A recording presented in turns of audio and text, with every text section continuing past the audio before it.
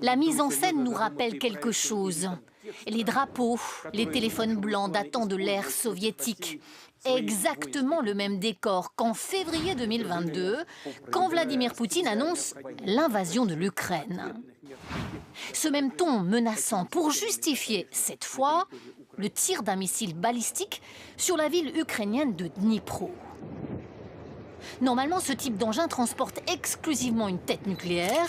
Hier, le missile n'était heureusement pas chargé, mais l'avertissement aux Occidentaux est limpide. Nous nous considérons en droit d'utiliser nos armes contre les installations militaires de certains pays, ceux qui fournissent leurs armes pour nous attaquer. Ce missile à moyenne portée, nommé Oreshnik, est expérimental. Il a une portée de 3000 à 5500 km. Il parcourt jusqu'à 3 km par seconde.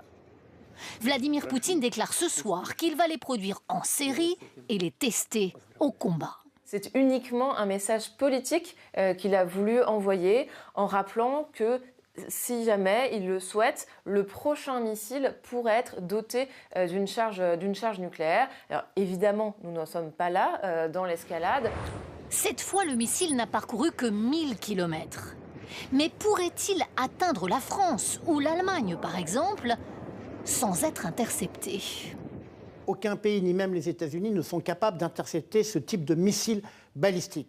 Néanmoins, il y a d'autres méthodes pour contrer cette menace, c'est le rôle de la dissuasion nucléaire. L'Allemagne considère pourtant qu'il est possible de protéger l'Europe. Elle propose de découper son espace aérien en tranches. Des systèmes antimissiles venus d'Allemagne, des États-Unis et d'Israël protégeraient les différentes altitudes. La France ne soutient pas ce projet.